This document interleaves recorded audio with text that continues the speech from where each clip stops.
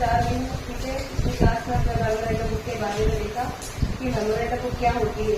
तो जैसे कोई क्वेश्चन है आपके पास तो यही आपकी मेमोरेंडम बुक है। जैसे मैंने पिछली क्लास में भी आपको समझाया था, आज मैंने प्रैक्टिस करना है।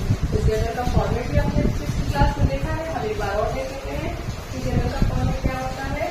इसमें आपको डेट का कॉलम होता है, पर्टिकुलर का कॉलम होता है, एस एफ फोलियो का कॉलम होता है, डेबिट अमाउंट और क्रेडिट अमाउंट, ठीक है।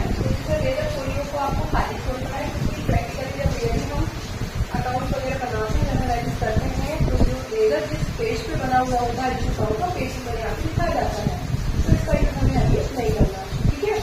तो डेट, अगर आपको डेट नहीं दी है तो जो नंबर दिए हुए हैं वो नंबर यहाँ पे डालेंगे, जैसे जनरल एंट्री हमारी बनेगी जो हम यहाँ पे लिखेंगे। डेबिट का अमाउंट डेबिट में आएगा, क्रेडिट का अमाउंट क्रेडिट में आएगा। तो फर्स्ट ट्रांजेक्शन आपका क्या दिया है, स्टार्टेड बिजनेस विद कैश ₹6,000। तो बिजनेस आपका स्टार्ट हो रहा है, अभी बिजनेस है वो आपका स्टार्ट हो रहा है कितने रुपए से, ₹6,000 से। आपको ये देखना है कि जो बिजनेस है कि ओनर का अकाउंट होता है, ठीक है। और ओनर इसमें क्या होता है, गिवर होता है। ओनर क्या करता है, यहाँ पे आपका जो पैसा लगा रहा है, ठीक है। कुछ भी चीज लगा सकता है, पैसा लगा सकता है, मशीन भी लगा सकता है, फर्नीचर लगा सकता है, तो वो बिजनेस में इन्वेस्ट कर रहा है लायबिलिटीज के तौर पे।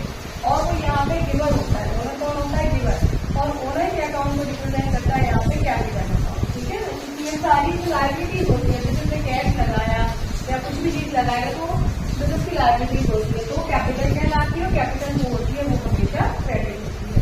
तो यहाँ पे अब जो कैश है आपकी, वो कैश बिजनेस में इन हो रही है, ठीक है ना। जो बिजनेस है उसमें ये जो कैश है, ये कौन सा अकाउंट है आपका, रियल अकाउंट। और ये अकॉर्डिंग टू रियल अकाउंट जो भी चीज बिजनेस में आती है वो डेबिट होती है। तो यहाँ पर जो कैश है वो आपकी इन हो रही है, ठीक है। इसलिए कैश इन हो रही है तो कैश डेबिट हो जाएगी। तो आपकी पहली एंट्री जो है वो बनेगी, कैश बिजनेस में आ रही है इसलिए कैश अकाउंट डेबिट, और टू कैपिटल अकाउंट, क्योंकि वो कैश जो है आपकी कैपिटल है, ठीक है। यहाँ पर डेबिट के सामने आपको 6,000 क्रेडिट पे डैश कर देना है, और कैपिटल क्रेडिट है तो डेबिट पे डैश करना है, और यहाँ पर आपको 6,000 लिखने हैं। अब आपके पास डायरेक्शन, इसके बाद हम डायरेक्शन लिखते हैं। तो जो ट्रांजेक्शन आपका दिया हुआ है, सेम ट्रांजेक्शन को आपको मीन लिख के और नोट कर देना विदाउट अमाउंट। तो यहाँ पर हम लिखेंगे mean business started with cash, that's it. इसको आप क्लोज करते हैं। फर्स्ट एंट्री आपकी कंप्लीट होती है। सेकेंड एंट्री आपको दी हुई है गुड्स परचेज फ्रॉम अमित। अब यहाँ पर परचेज हो रहा है, सेकेंड एंट्री में आपका क्या हो रहा है, परचेज हो रहा है, गुड्स परचेज।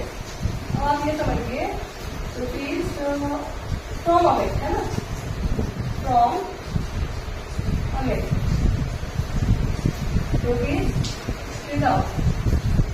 तो यहाँ पर परचेज आप ध्यान रखिए कि परचेज जो होता है ये रियल अकाउंट में आएगा, क्योंकि आपको यहाँ परचेज के लिए चीज का कोई नाम नहीं दिया गया है, तो रियल में होता है। यहाँ पे गुड्स आपकी इन हो रही है, इसलिए परचेज अकाउंट आपका डेबिट हो जाएगा, ठीक है। और इससे आपको यहाँ कैश नहीं दिया है, अमित दिया है।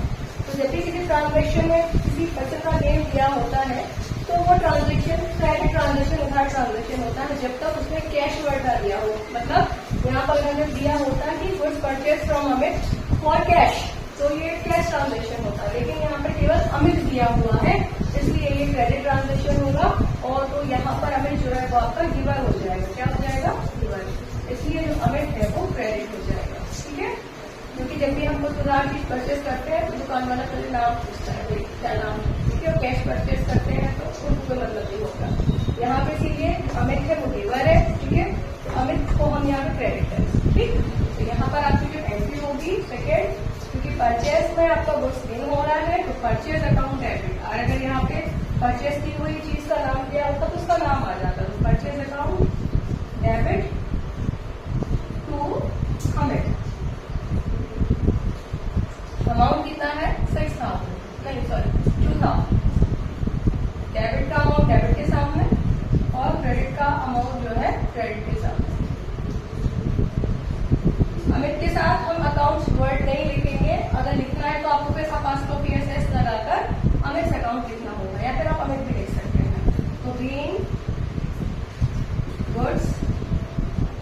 purchased from on Friday.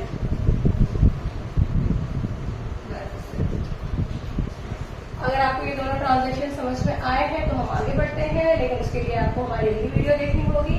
अगर आपको ये दोनों एंट्रियां समझ में आई हैं तो भी आप हमारी वीडियो को लाइक करें, शेयर करें, कमेंट करें, और अगर डाउट्स है तो भी आप हमें कमेंट करके बताएं कि अभी आपको इसमें क्या डाउट है।